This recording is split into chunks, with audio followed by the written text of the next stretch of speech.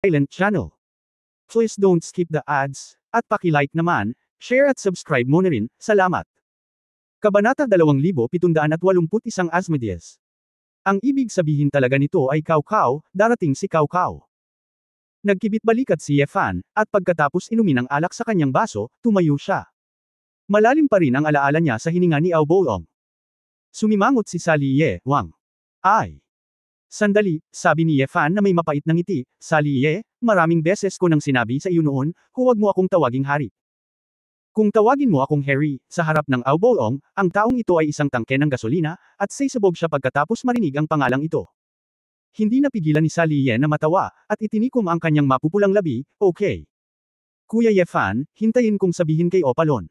Pero kung hindi siya titigil, hindi mo kailangang tiisin si Opalon dahil sa akin. Kung sobra ang ginawa niya, dapat mong hampasin. O masasaktan siya. Kapag nakarating na ako sa iyo, pagsisisihan ko ito sa natitirang bahagi ng aking buhay. Silly girl, saktan niya kaya ako. Ngumiti si Yefan nang may kumpiyansa at bahagyang tinapik ang balikat ni Sally Ye. Tumango si Sally Ye, at pagkatapos ay agad na nagbago sa isang hindi pamilyar na mukha. Ang kanyang hitsura ay isang sekreto sa labas ng mundo, na kung saan ay upang maiwasan ang target ng ilang mga kaaway hanggat maaari. Hindi napigilan ni Yefan na mapabuntong hininga na hindi madali para sa abyss witch na ito na lumaki ng maayos.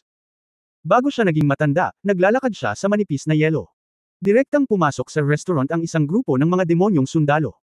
Matapos itaboy ang lahat ng mga walang ginagawa sa tindahan, ang buong gusali ay napapaligiran ng tubig. Si Aobolong, na nakasuot ng silver gray na armor, na may mabagsik na mukha ng jade, ay hinawakan ng isang kamay ang hilt ng espada, at muling nagpakita sa harap ni Yefan. Isang pares ng nagyayelong mga mata, na gustong punutin si Yefan sa 8 piraso. Yefan, napakatapang mo, sino ang nagpahintulot sa iyo na mahanap ang prinsesa ng pribado? Si Opalon ay nagmamadaling nag-teleport pabalik matapos marinig na ang estremidor na antas ng emperador ay lumitaw sa Tart Arrows at nakipaglaban kay Surtur. Sa oras na ito, nang makita si Yefan at ang prinsesa na may pribadong pagpupulong sa restaurant, lalo siyang nenas. Parang sarili niyang bawal, mahawakan ng iba. Bakit, kailangan mo pa ba ng approval mo? Mas maganda ang relasyon sa akin ni Sally Ye kaysa sa mga kamag-anak niya. Bakit ko siya hihingi ng permiso sa iba? Nakangiting sabi ni Yefan. Lord Aobolong, nagkusa akong makilala si Brother Yefan, hindi mo siya kailangang sisihin, lumapit si Sally Ye at nagdebo. Prinsesa. Alam mo ba kung gaano karaming trabaho ang ginawa ng Demon King sa likod ng mga eksena upang itago ang iyong kinaroroonan at pagkakakilanlan? Ang hitsura ng taong ito ay ganap na naglantad sa iyo. Hindi na magtatagal at susunod na ang mga pagpatay mula sa lahat ng panig. Malayo ka pa. Menor de edad, isa siyang malaking nakatagong panganib sa iyo. Ginawa namin ang aming makakaya na ilayo siya sa iyo, ang lahat ay para sa iyong ikabubuti. Sabi ni Aobolong na may malalim na ekspresyon. Alam ko na pareho kayong gustong protektahan ni Lolo, pero iba si Kuya Yefan. Handa akong makipagsapalaran para sa kanya, respetuhin mo sana ang desisyon ko. Lolo, lilinuin ko ito ng personal, para hindi ka mapahiya. Bumantong hininga si Sally. Pula at puti ang mukha ni Aobolong, at nag-aapoy sa galit. Isang demonyong kapangyarihan ang biglang sumabog, at ang buong restaurant ay nagsimulang umungol. Ang mga demonyo sa kalye ay nagpakita ng takot. Baso. Mahigpit na kinuyam ni Aobolong ang espada ng kanyang kabalyero at inilabas ang kalahati nito, na nagpapakita ng kanyang lamig. Ngunit sa sandaling ito, si Yefan ay agad na nagkawatak-watik ng 3 beses, at ang layunin ng espada na walang kapantay, ang parehong matalim na gilid ay lumabas. Ang Black Gold Sword Intent ay dumadaloy sa pagitan ng mga daliri ni Yefan, direktang bumubuo ng Solid Sword Intent. Nang makita ang Solid State Flying Sword na nabuo sa pamamagitan ng dalisay na Sword Intent, nanlaki ang mga mata ni Aobolong. Hindi pa siya nakakita ng ganoon kataas na konsentrasyon ng layunin ng espada. Paano kaya? Bagaman ito ay mula kay Sazam noon, mula sa labanan ni Leng Xingchen laban kay Gerd, hanggang sa pagkatalo ngayon ni Leng Xingchen kay Surtur. Aobolong. Unti-unting napagtanto na ang basurang minsan niyang minamaliit ay iba na pala sa inaakala niya. Pareho. Gayunpaman, ang makita ito ng sarili kong mga mata ay isa pang pagkabigla. Sigurado ka bang gusto mong bumunot ng espada laban sa akin? Nakangiting tanong ni Yefan. Nag-alinlangan si Aobolong, namumula ang kanyang mga mata. Biglang lumiwanag ang isang purple black magic circle. Isang demonyong nakasuot ng damit ng isang monghe ang lumabas na may ngiti sa kanyang mukha. Pambansang Guru Jalan. Nakahinga ng maluwag si Sally Ye. Amataba, ang kalbong demonyong si Jalan ay sumaludo sa magkabilang panig, nakita ko ang iyong maharlikang prinsesa, Panginoong Obolon, na kinuha ang iyong espada. May utos ang kataas-taasang, hayaan mong sumama sa amin itong si Mr. Ye sa tuktok ng kulay Escarlata. Nang marinig ito, kumunat ang noo ni Opalon, ngunit iniligpit pa rin ang kanyang espada. Inalis din ni Ye Fan ang kanyang sword intent at tumingin kay Jalan na may interes. Ngayon ko lang narinig kay Sally Ye na itong national teacher na si Jalan ang pinakasikat na tao sa harap ng Demon King. Siya ang Buddhist master ni Asmodeus, at maraming desisyon ang ginagawa sa pamamagitan ng Jalan tuwing weekday. Ang nakakapagtaka pa, noong bata pa itong Jalan, isa siyang napakawalang awa na kontrabida, pumapatay ng mga tao nang hindi kumukurap, uhaw sa dugo at baliw. Alam ng Diyos kung ano ang nangyayari, ngunit kalaunan ay binago niya ang kanyang kasamaan at gumawa ng mabubuting gawa sa lahat ng dako, at pagkatapos siya ay naging isang demonyo na nilinang ang pagiging Buddha. Sapagkat sa daigdig ng demonyo, pinapatay ng malalakas ang mahihina, at hindi sila kapuputan lalo na, at matatakot lamang ito ng lahat. Kaya naman, kalaunan ay naglibot si Jalan upang tabyusan ang kanyang mga kasalanan at nagtapat sa mga kamag-anak ng namatay, na napakabihirang.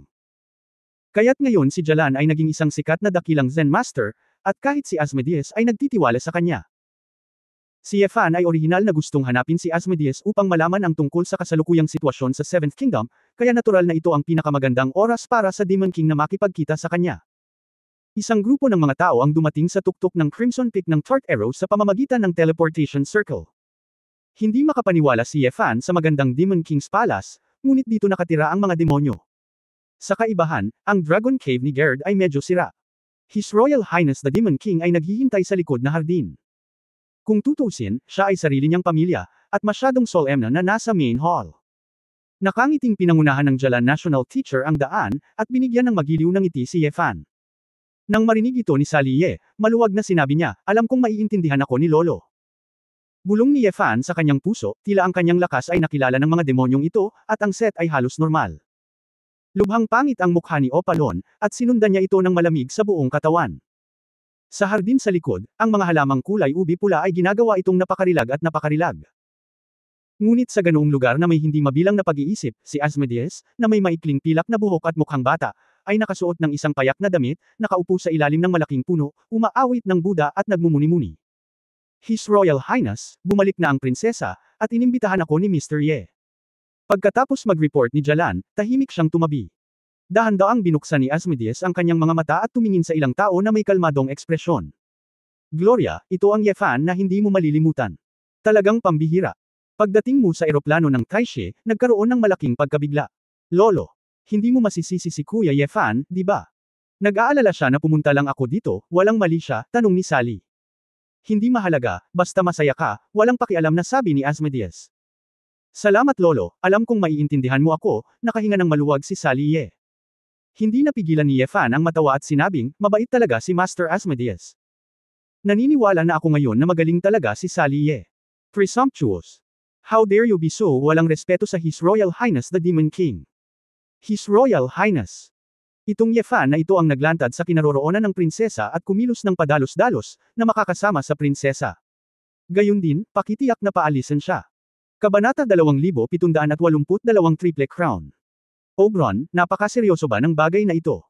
Si Ye Fan ay may lakas na talunin si Surtur, at siya ang pinakapinagkakatiwalaang tao ni Gloria. Hindi ba't siya ang makapangyarihang tulong na kailangan ng ating ikapitong kaharian? Ano? Nakangiting tanong ni Asmodeus. Oo, Lolo, alam ni Kuya Ye Fan na ang ating ikapitong kaharian ang pinakamahina ngayon, ngunit lumapit pa rin siya sa akin, na nagpapakita ng kanyang intensyon. Huwag mo siyang pahirapan, nagmamadaling sabi ni Sally Ye. Napatingin si Ye Fan sa babae nang may pagtataka. Sa harap ng Asmodeus, talagang masigla si Sally Ye. Kilala na niya si Sally Ye sa loob ng napakaraming taon mula noong bata pa siya, at sa unang pagkakataon, narinig niya itong nagsalita sa isang mapang-akit na tono. Maaaring ito ang pakiramdam ng katiwasayan na dinadala ng mga miyembro ng pamilya at matatanda kay Sally. Ang dating Sally Ye, na nag-aalaga sa sarili at sa iba, ay walang mag-aalaga sa kanya. Kahit sa harap niya, mas kumikilos siya bilang kapamilya, tagahanga, at kasambahay. Ngayon bumalik sa Tart Arrows, sa wakas ay mayroon na siyang lolo na nagmamahal sa kanya. Not to mention what this king of the seer is behind his back, at least binigyan niya si Sally ng init ng isang tahanan. Walang kamalay-malay, si Ye Fan ay nagkaroon din ng kaunting pagmamahal kay Asmodeus. Mukhang hindi naman masama itong Demon King. Hehe, Gloria, huwag kang mag-alala. Hindi naman sinabi ni Lolo na ipapahiya niya siya. Opalon. Ay nag-aalala rin sa iyong kaligtasan, kaya nga sinabi niya ang mga salitang ito, at dapat mong maunawaan. Si Asmodeus ay kumilos bilang isang lalaking tagapamayapa. His Royal Highness. Ang bagay na ito ay mas simple kaysa sa nakikita ko ngayon.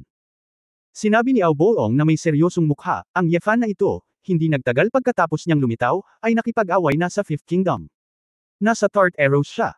Ang mga kaguluhan at ang pagtataboy ni Surtur ay nakaapekto sa ating moral na militar. Ang mga taong tulad niya, na hindi alam kung paano pigilan ang kanilang mga sarili at ipakita ang kanilang matalas na talam, ay nais na malaman ng buong mundo na siya ay may layunin sa antas ng emperador na espada. Ito ay higit na magbibigay pansin sa ating ikapitong kaharian. Kapag kasama niya ang Her Royal Highness, mas mahirap magtago, at ang panganib ay madaragdagan pa. Tiningnan ni Yefan ang taong ito na may bahagyang paghanga. Medyo nahihiya siyang sabihin ito isa-isa. General Aobolong, dahil sinabi mo iyon, bakit hindi tingnan ang problema sa ibang anggulo? Nakangiting sabi ni Yefan. Anong ibig mong sabihin? Napangiwi si Oberon. Sinabi mo na ako ay matalas, umaakit ng maraming puot, at ang prinsesa ay hindi ligtas sa akin. Tapos kung akitin ko ang galit sa prinsesa at itawag sa akin ang atensyon ng lahat, hindi ko rin ba paprotektahan ang prinsesa? Hindi ako nagyayabang, mayroon akong emperor-level na sword intent, at nag-cultivate ako ng sukdulan, sapat na para tingnan si Taishi. Kung ikukumpara sa paghihintay para sa isang abyss witch na maging adulto, ito ay dapat ang aking layunin sa antas ng emperador, na mas madaling lumaki sa maikling panahon, tama ba? Sa madaling salita, hindi ba't ang presensya ko ay isang mas magandang takip para sa prinsesa? Dahil alam kong nasa 7th Kingdom ako, kung gusto mong pumatay, pupunta ka rin para patayin ako. Ibinuka ni Yefan ang kanyang mga kamay. Damn! Kung kaya kitang patayin, natural na mapapatay ko ang kasalukuyang prinsesa. Kaya mo bang gawin iyon at tuluyang mahiwalay sa prinsesa? Ngumisi si Oberon. Brother Yefan. Hindi ako papayag na gawin mo ito, hindi ako papayag na maging kalasag ka. Matigas na sabi ni Salie. Napangiti ng mapait si Yefan sa kanyang puso, utu-uto na babae, pinabulaanan lang niya si Aobolong, paano ba talaga siya magagamit bilang isang kalasag? Higit pa rito, ang kanyang kasalukuyang lakas ay hindi ang antas ng Demon King, at ang pangkalahatang antas ng diskarte ay hindi makakatulong sa kanya. Mukhang nahihirapan din si Aspenmold kaya tinanong niya si Jalan sa gilid. Pambansang guro, ano sa palagay mo? His Royal Highness, sa katunayan, kung ano ang sinabi ni Lord Aobolong, at kung ano ang sinabi ni G. Ye, ay may katuturan. Malayo pa ang lalakbayin ni prinsesa bago maging matanda. Sa mahabang panahon na ito, walang puwang para sa mga pagkakamali. Ang kawawang monghe ay naniniwala na ang mga kamag-anak sa halip na maging konserbatibo at pasibo, ito ay isang mas mahusay na diskarte para sa amin na gumawa ng inisyatiba sa pag-atake. Pero dati, lagi kaming kulang sa mga madiskarteng masters, kaya passive lang kami matalo. Pero, ngayong dumating na si Mr. Ye para tumulong, kaharap na natin ngayon ang Platinum Protoss. Ang pressure sa gilid. Siguro oras na para tayo ay magkusa na ibalik ang pagbaba. Hindi lamang nito mapapataas ang kumpiyansa ng mga tao sa kaharian, kundi maging mas ligtas ang prinsesa, ani Jalan. Tama ang pambansang guro. Tumango si Asmodeus. The pressure of the Platinum Protoss. What do you mean? The Platinum Protoss attacked US. Hindi ba sila pumirma ng peace agreement? Halatang hindi alam ni Salie. Sa simula, ikaw ang bahala, prinsesa, na makipag-ayos at pumirma ng isang kasunduan sa Palatine Royal Family ng Platinum Gods. Ngunit kamakailan lamang, ang Silver Kingdom ay nagsimulang magbigay ng pressure sa Royal Family, sa paniniwalang si Prinsesa Patricia ay nakipagsabuatan sa ating 7th Kingdom. Pinaghihinala ang pagtataksil sa Protoss. Ang emperador ng Platinum Protoss, kailan, ay walang pagpipilian kundi ang ipakulong si Prinsesa Patricia at bawian siya ng kanyang kapangyarihan. Ngayon, ang Palatine Royal Family ay tinatalakay ang desisyon na patahimikin ang damdamin ng Silver Kingdom. Ang 7 kaharian ay napunta sa digmaan. Kung tutusin, ang ika-5 at ika-6 na kaharian ay nakikipaglaban ngayon sa atin.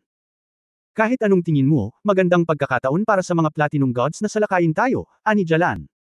Nakulong si Angel. Mukhang hindi mapalagay si Salie. Natigilan si Yefan, Angel. Ang Prinsesa Patricia na iyon, ang anghel ba iyon? Si Patricia St. Louis Angel Paladiani ay ang hiyas ni Emperor Kailand at ang maharlikang pamilya ng Platinum Protoss. Henyo. Ang ina niya at ng prinsesa, si Prinsesa Aurora, ang magkasamang nahulog sa space rift pagkatapos ng digmaan, sabi ni Jalan. Itong asong ito, nakulong lang siya, sayang naman. Silver Kingdom dapat siyang patayin. Mapait na sabi ni Oberon. Ang mga mata ni Yefan ay nagpakita ng isang pagpatay na intensyon, at sinulyapan niya si Aobolong, at ito ay panandalian. Ang Panginoon ng Silver Kingdom, si Emperor Taikang, ay isa sa 3 crowns of the Celestial Clan. Sa pagkakataong ito, personal na namagitan si Tai Kang, at kinailangan ni Kailan na magbigay ng mukha, kaya ang kasunduan sa armistice ay tiyak na mapawalang bisa. Mr. Ye, kung gusto mo talagang tulungan ang ating ikapitong kaharian at protektahan si Prinsesa Gloria, maaari ka bang lumapit para harapin ang mga Platinum Gods? Nakangiting tanong ni Jielan.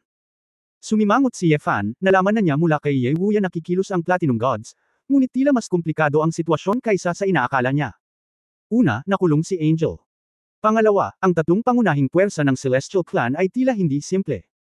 Alin ang tatlong korona ng Celestial Clan? Ano ang kaugnayan sa pagitan ng Silver Kingdom at Platinum Protoss? Tanong ni Ye Fan. Naglakas loob kang makialam nang hindi mo alam ito. Malamig na sumangot si Oberon at sinabing, ang Celestial God Race, na pinamumunuan ng Platinum God Race at ng Palatine Royal Family. Bagamat ang Platinum Protoss bloodline ang pinakamahalaga, hindi ito sapat para utusan ang lahat ng Celestial Protoss. Kung tutusin, napakaraming Diyos, may hahalintulad sila sa mga demonyo sa ating pitong kaharian na pinagsama. Sa makatuwid, mahirap pag-isahin ang mga paniniwala. Mayroon na ngayong dalawang pananampalataya, hiwalay sa militar, ngunit kinikilala ang Palatine Royal status bilang isang United Kingdom. Ang kaharian ng Aragon, na naniniwala kay Buddha, at ang kaharian ng Pilak, na naniniwala sa Diyos ng digmaan. Ang God Emperor Kailan, God Monk Yixin at Spear Emperor Taikang ay ang tatlong korona ng mga Diyos. Ang emperador ng baril na si Tai Kang ay may layunin ng baril sa antas ng emperador at kilala bilang invincible in melee combat, at hindi pa siya natalo sa suntukan. Bagamat mayroon kang layunin sa antas ng emperador ng espada, siya ay isang celestial clan, hindi isang bagay na maiisip ng isang taong katulad mo. Kabanata 2783 Walang patalo. Napakalakas. Walang talo sa suntukan. Nagliwanag ang mga mata ni Ye Fan, ang estilo ng paglalaro ng lalaking ito ay tila napaka-interesante na makipag-away sa kanya. Gusto niya ang suntukan na labanan, na mas nakabubusog kaysa makipaglaban sa mga kakaibang salamangkero na iyon. Matatawa ka pa ngayon dahil hindi mo pa nakikita ang lakas ni Tai Kang. Sa tatlong korona, in terms of absolute strength, daig pa niya ang God Emperor Kylander. Kung hindi, si Kylander ay hindi niya seseryosohin ang kahulugan ni Tai Kang, kahit nasa kapinsalaan ng pagpapakulong kay Prinsesa Patricia, panunuyan ni Ao Bolong. Kung gayon, paano maihahambing si Tai Kang sa ilang mga demonyong hari? Casual na tanong muli ni Ye Fan. Presumptuous. How dare you ask such question in front of His Royal Highness the Demon King? Galit na galit si Ao Bolong. Hindi nagmamadali ang emperador para sa eunuch. Inilibot ni Ye Fan ang kanyang mga mata. Anong pinag-uusapan niyo? Hindi rin maintindihan ni Ao Bolong ang kahulugan ng pangungusap na ito, nakaramdam ng mahinang pagsaway sa kanya. Haha. Ngumiti si Asmodeus at nag-wave ng kamay, okay lang, chat mo, okay lang. Tumingin si Asmodeus kay Ye Fan na may kumikislap na mga mata. Mr. Ye, Tai Kang. Ang haring ito ay hindi kailanman lumaban sa kanya, ngunit minsan ay nakalaban niya si Jerose at hindi natalo sa huli. Sa pangungusap na ito, si Asmodeus ay medyo mas maringal at seryoso. Ikalawang Demon King, Jerose ng ereheng Diyos. Tanong ni Ye Fan. Sa buong eroplano ng Tai Shi, kahit saang bansa ang mga demonyo, iginagalang nila ang pangalan ng hari ng demonyo at pinananatili ang kanilang pagiging natatangi. Natural, walang pangalawang Jerose. Gayunpaman, magaling si Jerose sa pakikipagdigma sa tubig, pagkatapos isang paghaharap ang naganap sa hangganan sa pagitan ng ikalawang kaharian at kaharian ng Pilak, at hindi ginamit ni Jerose ang kanyang buong lakas. Ngunit, ang pagiging makatali kay Jerose ay isang patunay ng lakas, dagdag ni Jalan. Nag-isip sandali si Ye Fan, at sinabing, umaasa kayo, lalabanan ko ang Celestial Race. Eksakto, nakangiting sabi ni Jalan, sa lakas ni Mr. Ye, hanggat hindi makukuha ng Celestial Race ang Triple Crown, ang iba pang the strategic level God General ay hindi dapat maging kalaban mo. Kung ang Triple Crown ay kinunan, ito ay katumbas ng isang labanan sa antas ng Diablo. Hindi ito madaling desisyon para sa Celestial Race. Pagkatapos ng lahat, ang alinman sa Triple Crown ay nagkakamali. Magdudulot ito ng malaking reshuffle sa loob ng Celestial Clan. Sa katunayan, sa tatlong korona, hindi kailanman nagkusa ang monghe na si Yixin. Hindi manguna si Kailan para sugpuin si Tai Kang. The only possible shot is Tai Kang, but he shouldn't be willing to take the initiative to be used as spearman by Kylander.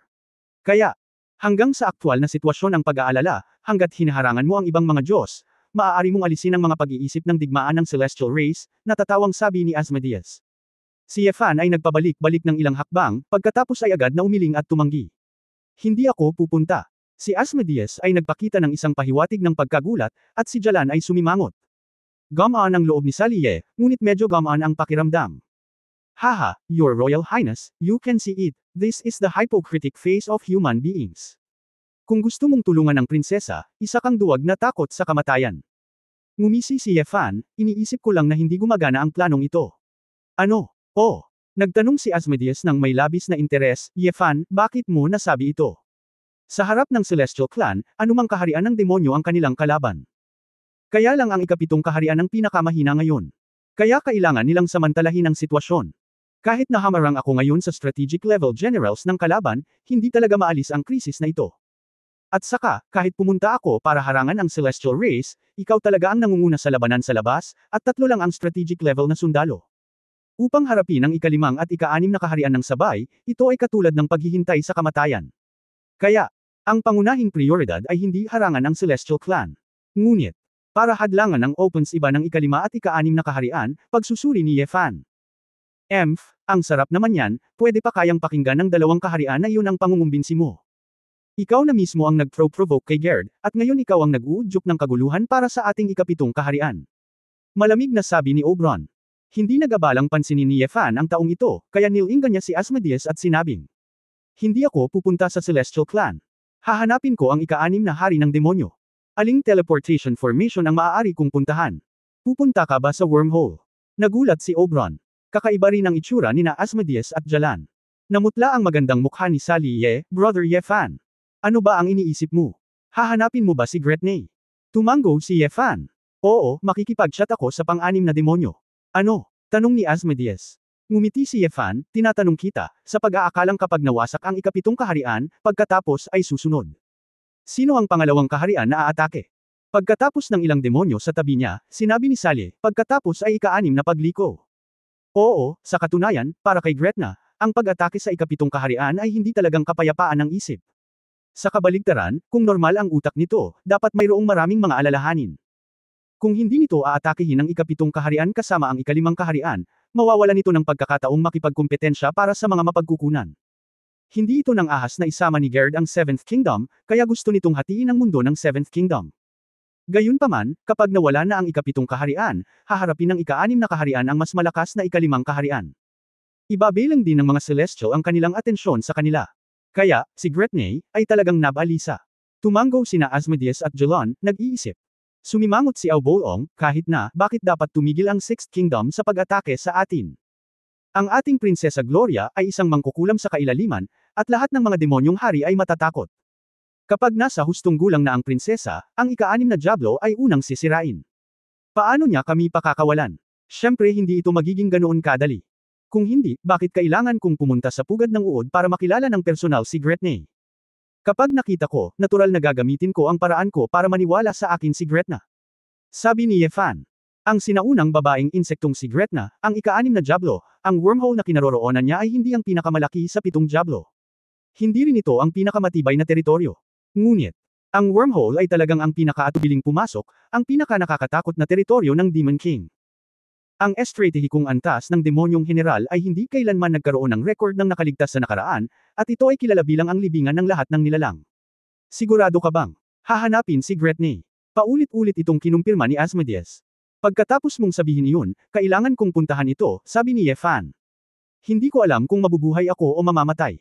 Upang mabilis na huminto si Sally Kuya Yefan, huwag kang pumunta doon, masyadong mapanganib ang wormhole. Kahit na gusto mong makipag-ayos kay Gretney, maaari ka ring makipag-usap sa ibang paraan. Bukod dito, ang digmaan sa pagitan ng mga demonyong hari ay hindi mapipigilan sa ilang salita lamang, ito ay tiyak na mangyayari. Kung Sepina, mas maliit ang posibilidad na makumbinsi si Gretney. Bagamat hindi maiiwasan ang digmaan sa ngayon, dapat din itong magbuka sa direksyon na gusto natin. Ngayon na ang 7th Kingdom ay kinubkob sa 3 panig, walang silbi ang passive defense, dapat itong magkusa sa pag-atake. Ang ika-6 na kaharian ay ang pinakaangkop na breakthrough point, nakangiting sabi ni Yefan. Pambansang guro, ano sa palagay mo? Tanong ni Asmodeus kay Siyang Jalan. Hindi nakaimik si Yefan, itong si Asmodeus, wala ba siyang opinyon? Tanungin ang pambansang guro para sa lahat. Kabanata 2784. Saglit na nag-isip si Jalan, pagkatapos ay ngumiti at sinabing, dahil si Mr. Ye ay sobrang kumpiyansa, sundin natin ang kanyang pamamaraan. Sige, pambansang guro, ayusin mo na magsulat ako ng isang liham ng kredensyal para sa akin, na dadalhin ni Yefan, na nagpapatunay na siya ang espesyal na sugo ng ating ika-7 kaharian. Mangyaring pumunta sa Worm Cave, Yefan, at makipag-chat kay Gretney. Pag-usapan ang mga ideyang ito at umasa para sa isang tigil-tigilan. Sinabi ni Asmodeus, sinabi niyang muli kay Sally Gloria, huwag munang pumunta saan man. Kung saan sa oras na ito ay hindi maaaring hindi humantong sa maraming mga nakatagong panganib. Manatili sa escarlata na kulay. Sa itaas, pag-aralan mong mabuti ang devil particles. Lolo, Kuya Yefan. Nag-aalala pa rin si Sally Ye at may gustong sabihin, ngunit naputol ito. Maging masunurin, mukhang seryoso si Asmodeus. Nakaramdam ng kamahalan, alam ni Sally Ye na walang kwenta ang sasabihin, kaya tumanggo siya. Kinusot ni Yefan ang kanyang mga mata, at sigurado, tulad ng sinabi ni Sally Ye, si Asmodeus ay mas nag-aalala tungkol sa kanyang mga gawain, at lahat ng iba ay ipinaubaya sa pambansang guro. Maging ang pagsulat ng kredensyal ay isinulat ni Jalan. Oberon, ibalik mo ang prinsesa sa iyong palasyo, sabi ni Asmodeus. Oo. Si Aoboong ay nagbigay ng isang knightly salute at iniunat ang kanyang kamay kay Sally, prinsesa, mangyaring bumalik. Si Sally Ye ay puno ng ayaw, at tumingin muli kay Yefan na may pag-aalala sa kanyang mga mata. Kumaway si Yefan sa babae, go, magkita na lang tayo mamaya. Si Asmodeus ay sasamba sa Buddha at nagpaalam kay Yefan. Sinundan ni Yefan si Jalan hanggang sa pag-aaral ni Asmodeus. Nang makitang gumamit si Jalan ng espesyal na tinta, nagsulat ng mga karakter ng demonyo, at tinatakan ang marka ng Diablo, alam ni Yefan ang ganitong uri ng bagay, at ginawa ito ni Jalan. Mr. Ye, ayaw mong direktang labanan ang Celestial Clan, hindi ba dapat ngayon lang ito ang dahilan? Biglang sabi ni Jielan. Tumibok ang puso ni Yefan, ngunit hindi siya ngumiti, ano ang dahilan niyan? Nabalitaan kong may koneksyon kayo noon ni Prinsesa Patricia, at hindi normal ang relasyon. Casual na sabi ni Jalan. Nakinig ka ba sa sinabi ni Sally Ye? Sumimangot si Yefan, maraming alam ang lalaking ito. Sa katunayan, si Yefan ay may ganitong antas ng pagsasaalang-alang. Sa panig ng Celestial Clan, hindi alam ang partikular na sitwasyon ni Angel. Noong nakipag-negotiate si Sally Ye kay Patricia noon, hindi pa naghihiwalay sina Patricia at Angel. Pagkatapos ng lahat, hindi nagtagal pagkatapos bumalik sa eroplano ng Taishi, ang lakas ay hindi nakabawi, at mahirap itong habarin. Ngunit kahit nahiwalay na sina Patricia at Angel, hindi maaaring umupo na lang si Yefan at huwag pansinin ito. Si Patricia ay nakatulong ng malaki sa kanila sa lupa at nagligtas ng maraming buhay ng mga tao. Bagamat maraming biro at contradictions sa pagitan ni Yefan at Yefan, sila ay higit na pinagkakatiwalaang partner. Ngayong nakulong si Patricia, kung lalaban si Yefan sa Celestial Race, tiyak na lalaban siya sa mga strategic level generals. Kahit na hindi sila pumatay ng mga tao at talunin ang mga estratehikong antas ng general ng kalaban, lahat ay magkakawatak-watik. Hindi maginhawa kung maging isang kaaway at subukang iligtas si Patricia. Dapat mong malaman na ang imahe ni Yefan sa labas ng mundo ay ang isang emperor-level na eskrimador na lumalaban sa Demon King. Sa teorya, hindi siya dapat ipahiya ng Celestial Clan. Sa makatuwid, binalak ni Yefan na lutisin muna ang krisis ng ikapitong kaharian, at pagkatapos ay pumunta sa Celestial Clan upang iligtas si Patricia sa ibang paraan. Ang matandang foodie ay nagdulot ng ilang kaguluhan sa mga demonyo at Diyos, at hindi alam ni Yefan kung ano ang layunin. Ngunit sa anumang dahilan, ayaw ni Yefan na maging isang walang isip na butcher na papatay lang. May sarili siyang paraan sa paggawa ng mga bagay-bagay, gustong tumulong ni Sally Ye, gustong mag-ipon ni Angel. Hehe, may nabanggit lang si prinsesa nang hindi sinasadya, wala akong masyadong alam dito, natatawang sabi ni Jalan. Bakit, nag-aalala ka ba sa pagiging konektado sa Celestial Clan? Tanong pabalik ni Yefan. Ang kawawang monghe ay isang monghe, at natural na hindi niya kayang lumaban. Kung ano ang ginawa ni Ji. Ye, labis itong pinahahalagahan ng kaawa-awang monghe, sabi ni Jalan. Si Yefan ay hindi naniniwala sa kalokohan ng taong ito. Matapos kunin ang kanyang mga kredensyal, tahimik niyang tinanggap ito. Ang kawawang monghe ay mag-aayos ng mga gwardya upang dalhin si Mr. Ye sa hanay ng teleportasyon. Walang direktang teleportation array upang pumunta sa pugad ng uod. Kailangan mong pumunta mula sa Crystal Fortress hanggang sa front line. Pagkatapos mula sa kuta sa front line, maghanap ng paraan upang mag-teleport mula sa Sixth Kingdom Army. Array, teleport dito. Pagdating ni Cristo, si Lord Sazam, who knows Mr. Ye, will show you the way. Pinagsalikop ni Jalan ang kanyang mga kamay, Amataba, Ginoong Ye, hindi ito ipapadala ng kaawa-awang monghe, nais kong matagumpay kang makabalik. Hindi pa rin sanay si Yefan sa demonyong ito na umawit ng Buddha, umiling, tumalikod at umalis. Tumingin si Jalan sa figure ni Yefan na naglalakad palayo, kumislap ang kanyang mga mata, at tahimik siyang naglakad patungo sa likod ng palasyo. Oberon, sa pangalan ng prinsesa, inuutusan kita ngayon na pumunta sa wormhole kasama si Brother Yefan. Sa isang independenteng napakarilag na palasyo, nag-utos si Sally Ye na may malamig na mukha. Sabi ni Opalon na may mabagsik na mukha, Your Highness, for you, I, Opalon, can die in battle without regrets. Gayunpaman, hinding-hindi ako gagawa ng isang bagay na walang kabuluhan para sa ganitong uri ng tao na nagdadala sa iyo ng panganib. Kahit na, kung gusto mo ako sisihin, hindi ako pupunta. Hindi papayag ang kamahalan na hari ng demonyo. Napakuyom ang mga kamay ni Sally habang kinakabahan ang mga pilak niyang ngipin. Naglalakad pabalik-balik sa palasyo, nagkakamali. Si Brother Yefan talaga. Hindi ako dapat maging malambot ang puso, alam kong hindi ko siya makikilala. Hindi niya alam kung ano ang ibig sabihin ng sinaunang babaeng insekto, at hindi ito ipinaliwanag ni Lolo sa kanya ng malinaw. Nakilala niya si Gretney. Wala man lang akong karanasan o pag-iingat, ano ang dapat kong gawin? Napangiti ng masama si Ao Boong, kamahalan na prinsesa, si Gretna iyon, ang hari ng katakawan. Ang taong iyon na may apelyidong Ye, mayroon man o walang pag-iingat, ay nag-iisa. Naghahanap ng kamatayan. Kahit na sabihin sa kanya ng kanyang kamahalan Asmodeus ang lahat ng kanyang nalalaman, ito ay walang silbi. Ang tanging may pagdarasal kulang ay ang awa ni Gretna, kung hindi. Hindi na siya babalik. Manahimik ka. Ao Boong, lalo kang nagiging mapangahas ngayon. Hindi kita pinapayagang gumawa ng mga irresponsibleng komento tungkol kay Brother Yefan. Galit na tumitig si Sally Ye. Nagulat si Ao Boong, at ito ang unang pagkakataon na nakita niya si Sally Ye na galit na galit. Prinsesa, ang taong ito ba ay talagang mahalaga sa iyo? Una sa lahat, siya ay isang Shenlang clan, hindi isang ordinaryong tao. At, oo, napakahalaga niya sa akin, at kaya kong mamatay para sa kanya. Kaya, kung gusto mo pa rin akong maging guardian knight, mas mabuting magpakita ka ng respeto sa kanya. Salita ng salita ni Sally. Pula ang eye sockets ni Opalon, at may lumitaw na ilang asul na ugat sa kanyang noo. Kahit na ang Shenlang clan, sa ilalim ng Qinglong, ito ay wala. Isang tao na ginawang handang mamatay ang prinsesa, siya, hindi dapat mabuhay. Matino na sabi ni Ao Boong. Maya-maya lang, may pumasok na monghe. Kanyang maharlika, Panginoong Ao Boong, inabala ka ba ng kaawa-awang monghe? Pambansang guro. Lumingon si Ao Boong at nagtanong, may problema ba? His Royal Highness Ao Boong, may kailangan akong pag-usapan sa iyo. Maginhawa ba ito? Inabot ni Jalan at iminuwestra ang sulok sa labas. Tumanggo si Ao Boong at lumabas ng palasyo.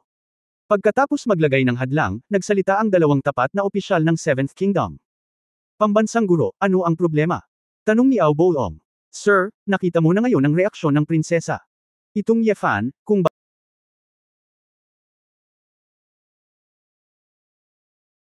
Nagsalita ang dalawang tapat na opisyal ng Seventh Kingdom.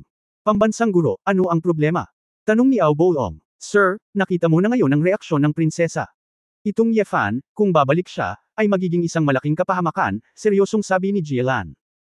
Iyon din ang iniisip ng pambansang guro. Ang mga mata ni Ao Boong ay puno ng pagpatay na layunin, gayunpaman, Gretney, ito ay mas mahirap kaysa kay Gerd, ang taong ito. Ay hindi dapat bumalik. Huwag kalimutan na may isang Shenlang Master na nagligtas kay Yefan sa simula, ngunit sa pagkakataong ito ay mahirap matiyak na siya ay maliligtas ni Shenlang. Hindi hahayaan ni Shenlang na ma-accident ang isang swordsman sa antas ng emperador, kung hindi, ang Yefan na ito ay hindi magiging walang prinsipyo. Fair na, sabi ni Garland. Namilog ang mga mata ni Ao Boong at naiirita niyang sinabi, ano ang iniisip ng pambansang guro, paano? Iniisip ng kaawa-awang monghe na dapat tayong maghanda, kung sakaling bumalik si Yefan.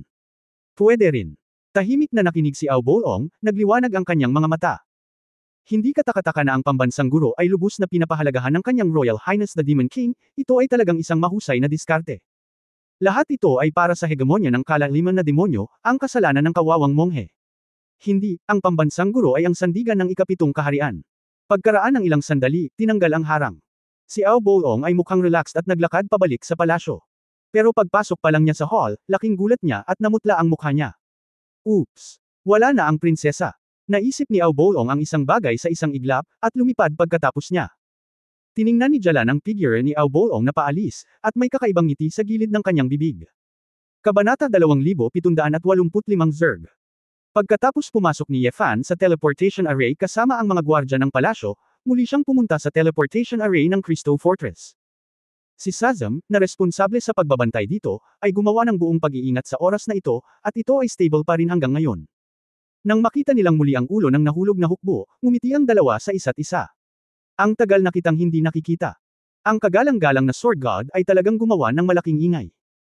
Nakasuot ng sandata, si Sazam, na nagdala kay Icardi at ilang iba pang adjutants ng Demon General, ay pumunta sa teleportation array upang batiin siya ng personal. Wala akong choice kundi hilingin kay General Sazam na ipadala ako sa front line sa oras na ito, sabi ni Yefan. Maglakas loob na pumunta sa pugad ng uod na mag-isa at makipag-ayos sa ika-6 na hari ng demonyo. Natatakot ako na walang maraming estratehikong antas ng demonyong general sa lahat ng kaharian. Ang iyong kamahalan na Sword God ay handang gumawa ng ganoong hakbang para sa ikapitong kaharian. Ang ating fallen angel na hukbo ay natural na gagawin ang lahat ng ating makakaya. Tulong. Makikipag-chat na sana si Shazam kay Yefan tungkol sa susunod na plano, ngunit nakita niyang gumalaw muli ang teleportation array. Ao Bolong. Nag-aalalang lumabas si Ao Bolong na may malungkot na mukha. Yefan. Nasaan ang prinsesa? Prinsesa. Natigilan si Shazam. Nandito ang prinsesa. Oo. Nagulat din si Fan, ano ang pinag-uusapan mo? Tulad ng, huminahon ka. Nawala ang prinsesa mula sa tuktok ng pulang-pula. Hinala ko na hinanap ka niya. Napakadelikado. Nadurog ang puso ni Yefan. Sa totoo lang, sa kritikal na sandali na ito, maaaring gawin nga ni Sally Ye ang isang walang buhay na bagay. Pinuntahan niya si Gretne, at tutol dito si Sally Ye, ngunit hindi siya ang uri ng babaeng umiyak at pilit siyang pinigilan. Ang paraan ni Sally Ye sa paggawa ng mga bagay ay kapag gusto ni Yefan na tumalon sa fire pit, tumatalon siya kasama niya. Damn! Asmodeus asked you to look at Sally Ye, paano lumaki ang mata mo? Ikaw, hindi man lang makatitig kay Sally Ye. May mukha ka pa para tawagin ang sarili mong Guardian Knight. Sally Ye ma-accident ang nanay mo noon, kaya hindi ka makatakas sa relasyon, pero sa pagkakataong ito ay hindi na pinansin ni Sally Ye, anong silbi mo? Labis na inis si Yefan, ayaw niyang sumama si Sally Ye sa wormhole. Natigilan si Ao Bolong nang makita niyang sinaway siya ni Yefan. Gayunpaman, ang mga salitang ito, tulad ng mga kutsilyo, ay tumusok sa kanyang masakit na lugar. Dahil sa malalim na pagsisi sa sarili, hindi makapagsalita si Ao Bolong, ibinaba ang kanyang ulo at ikinuyom ang kanyang mga kamao. Nagulat din si Shazam sa eksenang ito. Ang ipinagmamalaking Ao Bolong ay isinumpa ng Diyos ng espada sa ilong, ngunit hindi siya gumanti. May paraan ba para mahanap si Sally Ye? Tanong ni Yefan. Si Prinsesa Gloria ay isang mangkukulam sa kailaliman, at karaniwang pinagkadalubhasaan ang paggamit ng mga particle ng demonyo. Hindi sa banggitin ng patuloy na pagbabago, maaari mong gawin ang iyong sarili sa isang malto, upang itago ang lahat ng hininga at pamimilit. Kung talagang ayaw ng prinsesa na makita natin, natatakot ako na kahit ang kanyang Royal Highness the Demon King ay mahihirapang maghanap ng bakas ng prinsesa, nang hihinayang sabi ni Shazam. Nagulat si Yefan na napakatalino ng mga paraan ng pagtatago ni Sally Ye. Hindi ko masisisi ang Panginoong Oberon ng buo. Kung gusto ng prinsesa na lumabas at hindi gumawa ng sapat na pag-iingat, talagang hindi niya ito mapipigilan, sabi ni Shazam. Hindi, ito ang aking pagpapabees sa tungkulin. Susubukan kong hanapin ang prinsesa. Kung hindi ko ito mahanap, pupunta ako at hihingi sa kanyang kamahalan na hari ng demonyo na humingi ng tawad. Tumingin si Ao Bolong kay Yefan na may komplikadong mga mata. Wala akong pakialam kung ano ang mararanasan mo kapag pumunta ka sa wormhole, ngunit kung ang prinsesa ay pumunta sa wormhole, dapat kang sumumpa na protektahan siya mula sa pinsala sa iyong buhay. Huwag mong sabihin sa akin, gagawin ko rin, mahinang sabi ni Yefan. Tumango si Ao Bolong, saka tumalikod at muling pumasok sa teleportation array. Pagkaalis ni Oberon, bumantong hininga si Shazam. Kamahalan na Sword God, huwag kang masyadong mag-alala, maaaring hindi napunta ang prinsesa sa pugad ng uod, at kahit na ang prinsesa ay wala pa sa gulang, hindi madali para sa sinuman na saktan siya, sabi ni Shazam. Alam ni Yefan na hindi siya maaaring mag-aksaya ng oras sa pag-iisip, kaya hiniling niya kay Shazam na dalhin siya sa frontline upang labanan ang Sixth Kingdom sa lalong madaling panahon. Pagkatapos ng kalahating oras, ilang demonyong general tulad ni Yefan at Shazam ang lumitaw sa isang mundo na tinatawag na Rotten Swamp. Madilim na kalangitan, mabahong mahalumigmig na hangin. Ang hanay ng teleportasyon ay itinayo sa isang maliit na lungsod, at may ilang mga tagapagtanggol na nakatayo sa dingding. Obviously, kung gusto talaga nating lumaban, magagamit lang natin ang Guardian Array para tumayo, at pagkatapos ay ilipat ang rescue troops. Umakyat si Yefan at ang kanyang partido sa pader ng lungsod. Sa pagtingin sa paligid, mayroong lahat ng uri ng latian na basang lupa na bumubulusok. Ang gas dito ay lahat ng lason. Sa isang malupit na kapaligiran, ang iyong dalawang bansa ay magkaharap pa rin dito. Si Yefan ay nawalan ng imek. Gusto ba talaga ng Diablo kahit saan? Hindi alam ng kanyang kamahalan na Sword God na bagaman ang mga kondisyon ng bulok na latian ay malupit, ang mga latian na ito ay may mahabang kasaysayan, at mayroong hindi mabilang na kakaibang mga nilalang na inalagaan. Maraming mahahalagang gamot at materyales ang makikita lamang sa ganitong uri ng latian. Bagamat may mga lason sa lahat ng dako. Fog, ngunit ang orihinal na kapangyarihan ay napakasagana din. Karamihan sa ating mga demonyo ay hindi masyadong natatakot sa mga lason, ngunit maraming lahi ng demonyo ang gustong mabuhay sa ganoong kapaligiran, paliwanag ni Icardi. Nakakalungkot na ang ika-6 na kaharian, na pinangungunahan ng mga demonyong Zerg, ay mas mahusay sa pakikipaglaban sa gayong kapaligiran. Pinapanatili lang namin ang teleportation formation na ito ngayon, nang hahawakan sa pag-asa ng isang counterattack. Ang kontrol sa lugar na ito ay karaniwang pagmamayari ng estratehikong antas ng demonyong general ng ika-6 na kaharian, ang taniya ng angkan ng bulate sa lupa. Habang siya ay nagsasalita, ang buong latian ay tila nanginginig, at ang putik at mabahong tubig ay patuloy na bumubula. Sazim. At sunod-sunod na inilabas ng isang grupo ng mga nahulog na anghel ang kanilang mga sandata, na may team time na ekspresyon sa kanilang mga mukha. Naaamoy nila ang amoy, ang Burrowing Bog Army. Dito. Ang dahilan kung bakit mahirap pakitunguhan ng mga taong ito ay dahil mabilis silang makakabawi sa latian, malayang gumalaw, at mahirap bantayan. Kalmadong nakatayo si Yefan sa lugar, pinapanood ang latian sa kanyang harapan na palaki ng palaki. Pagkaraan ng ilang sandali, nakita ko ang isang dosina o higit pang mabahong mabangis na uod, na natatakpan ng putik at bulok na bagay, na tumalsik mula sa latian na parang mga lilang pula na super sea cucumber. Ang mga uod na ito na bumabaon sa lupa ay 30 hanggang 50 metro ang taas, makapal at mataba. Hindi ko alam kung ano ang pinupuno nila. Ito ang kanilang Outpost Reconnaissance Unit, Your Excellency Sword God, kung gusto mong makita ang Tan-Ian, kailangan mo munang makipag-ayos sa kanila, sabi ni Sazam. Pwede mo akong ipadala dito. Ngayon, ako na mismo ang haharap dito. Si Yefan ay tumalon ng hindi nagsasalita at lumipad sa ibabaw ng latian. Ako ang espesyal na sugo ng ika-7 kaharian, dalhin mo ako upang makita ang Tan-Ian, sigaw ni Yefan na may kasamang dragon. Direktang paghahatid ng tunog. Bago niya matapos ang kanyang ekspresyon, ang grupong ito ng mga insektong demonyong lumulubog sa lupa ay biglang sumugod sa kanya ng walang kapantay na flexibility. Ang bilis ay mas mabilis kaysa sa mga monghe ng tao. Itong matipunong laman, lumalabas na ito ay hindi isang dekorasyon, ngunit isang tunay na kapangyarihang sumasabog. Pero, sa harap ni Yefan, ang ganoong bilis ay hindi nababahala. Boom! Isang matalim na talim ang kinuha mula sa Sword God's Ring, at ang buong katawan ni Yefan ay direktang nag-apoy na may itim at gintong espada, at bunot ang isang espada. Ang Half Moon Arc ay kumikislap, at ang worm na bumabalot sa lupa sa harap ay direktang nahati ng patayo. Isang 35 metro ang haba, pagkabukas ng puwang, sumambulat. Hindi mabilang na bulok at mabahong mga paste ang nakakalat, at hindi mabilang na kulay rosas na larvae ang nakabaon sa latian. Hindi lamang iyon, ang mga larvae na ito ay lalamunan din ng mga patay na bangkay ng surot, na mabilis na kumagad sa bilis na nakikita ng mata. Sumimangot si Yefan, buti na lang at hindi dumating ang mga babae, kung hindi ay nakakadiri ang eksenang ito. Kahit na ang mga demonyo ng Zerg ay may mababang katalinuhan, sila ay lubos na may kakayahang magparami at may malakas na pisikal na lakas. Ang paglinang ng kapangyarihan ng mga demonyo ay hindi kasing husay ng ibang mga demonyo, ngunit maaari itong mabayaran sa pamamagitan ng pagpaparami at iba't ibang katangian. Kung sabihin, ang Zerg ay pinakamahusay sa insect sea tactics. Matapos patayin ang isang earth-burrowing worm, hindi mabilang na maliliit na earth-burrowing worm ay agad na nagsimulang dumami sa lugar. Ang layunin ng espada sa antas ng emperador ay nagsara ng bibig ng mga natitirang bulate sa lupa. Di nagtagal, ang mga uod na ito ay nag-drill pabalik sa latian. Hinusot ni Yefan ang kanyang mga mata at nagpatuloy na lumipad pasulong, sinusubaybayan ang kinaroroonan ng mga insektong ito sa pamamagitan ng pagdama sa mabilis na paglangoy sa ilalim ng latian. Ang hindi kapani-paniwalang pakiramdam ni Yefan ay ang mga tila clumsy na matabang surot na ito ay lumalangoy sa latian ng mas mabilis kaysa sa maaaring lumipad ng ilang monghe. Sa daan, may mga mahiwagang insekto sa lahat ng dako sa latian, kumakain ng galit na galit. Direktang kinain ng mga uod na ito ang mabahong tubig sa latian at nilalamon nila ang mga bulok na bagay, na parabang hindi sila makakakuha ng sapat na makakain. Kahit na, ang ilang malalaking demonyong insekto ay direktang kakainin ang maliliit. Hindi nakakagulat na ang mga uod na ito ay napakataba, talagang kinakain nila ang lahat, sabi ni Yefangsen.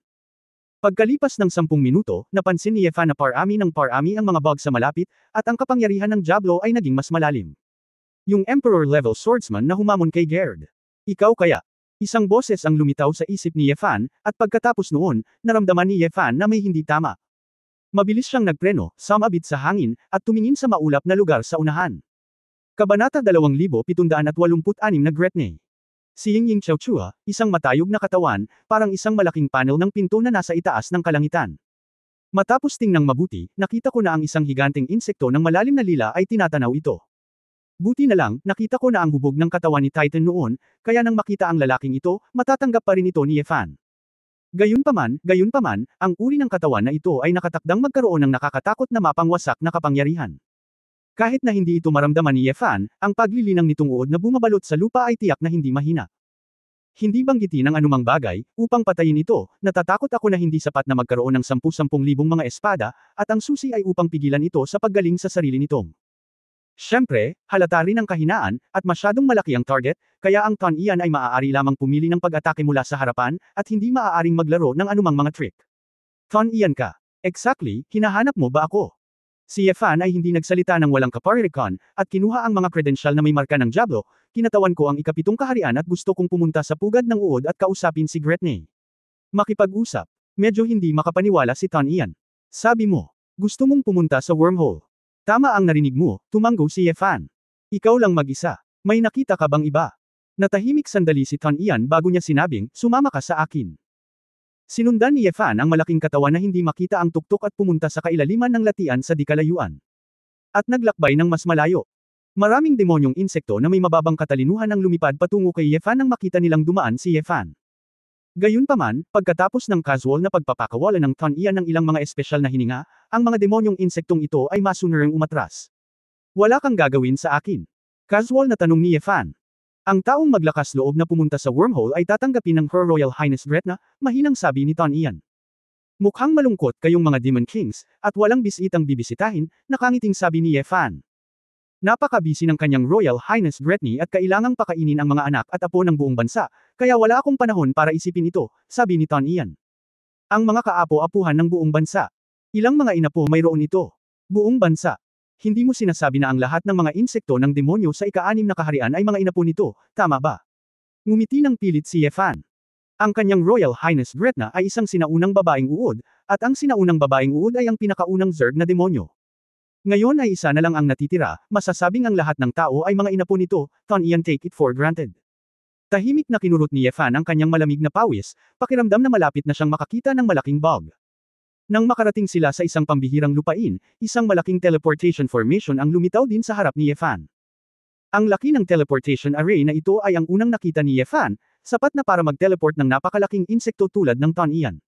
Bagamat ito ay lubhang kasuklam-suklam dahil sa rancid mucus sa lahat ng dako.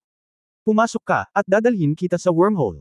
Alam na ng kanyang Royal Highness Gretny na pupunta ka doon, at may messenger doon. Hindi gaanong nag-isip si Yefan, at tahimik na pumasok sa teleportation array. Napakaraming fog sa paligid, at mahirap makita ng malinaw, at ang hanay ng teleportation ay nakakagulat na malaki. Walang nakapansin na may maliit na anino sa sulok ng teleportation formation, dahan-daang pumapasok sa malaking formation. Nang magbago muli ang eksena sa harap niya, naramdaman ni Yefan na mas sariwa ang hangin sa paligid. Akala ko ito ay isang napaka-nakakatakot na larawan, ngunit tila iba ito sa naisip ni Yefan. Map Atlas Science Sky. Mainit na hangin. Ang malawak na damo ay naglalabas ng halimuyak ng lupa.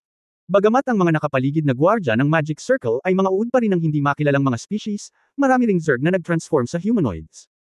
Daan-daang mga flag ng Lord of the Flies, na may itim na background, na kumakaway sa hangin, ang marka ng Diablo ni Gretna. Ang Lord of the Flies ay isang malaking halimaw, ngunit sa katunayan, ang halimaw ay ang pinakakaraniwang Zerg, napakahina. Mayroon silang maliit na kapangyarihan sa labanan, ngunit dahil sa kanilang malakas na reproductive survivability, sila ay nasa lahat ng dako sa buong eroplano. Kahit na ang kaharian ng Protoss ay hindi maaaring sirain ang lahat ng mga langaw. Ang dahilan kung bakit ang Magic Fly ay ginagamit bilang isang marka ay upang simbolo na ang walang katulad na malakas na reproductive na kakayahan ng Zerg demonyo ay hindi kailanman maaalis. Mr. Leng, maligayang pagdating sa wormhole.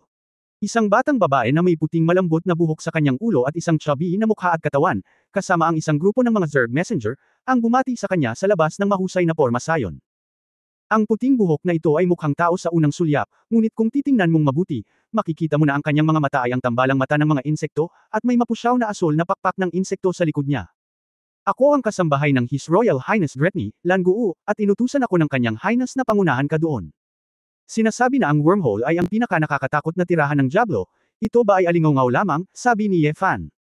Mr. Leng, ang pagkakita ay paniniwala, ang pagpapakalat ng katotohanan batay sa kasinungalingan ay ang pinakamasamang bagay na dapat gawin, nakangiting sabi ni Lan-Guu. Sinundan ni Yefan ang koponan, na upo sa isang surot na mukhang isang malaking tutubi, at lumipad sa isang palasyo sa di kalayuan. Habang nasa daan, ang mga tanawing dumaan ay lalong nagpagulo kay Yefan. Ang walang katapusang bukirin ay puno ng mga pananim, at ang mga surot ay nagsusumikap sa bukid. Ang hindi mabilang na mga hayop na may mataba at malalakas na lugar ng pag-aanak ay malinaw na ang mga hayop na pinananatiling bihag ng Zerg. At ang mga pamilihang iyon, mga pamilihan ng mga magsasaka, ay umuunlad at maunlad. Narito ka. Ang pag-aalaga ng hayop at agrikultura ay medyo maunlad, ungol ni Yefan.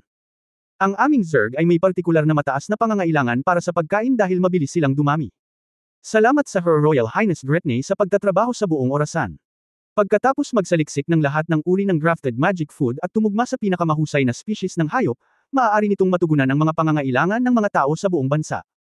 Ang kanyang Royal Highness Gretny ang pinakadakilang ina, at mahal na mahal ito ng ating Zerg. Sabi ni Lan Guo nang may paggalang. Pinunasan muli ni Ye Fan ang malamig na pawis sa kanyang noo. Ito kaya ang ina ng hybrid rice sa Demon World. Mga eksperto. Maliban na mayroong lahat ng uri ng mahiwagang insekto na dumaraan, at pagkatapos ay ang mga larawan at eskultura ay pawang mga insekto, ngunit ang mga ito ay katulad ng mga European na kastilyo sa mundo. Sa isang napakagandang conference room, nakaupo si Ye Fan at naghintay ng ilang sandali.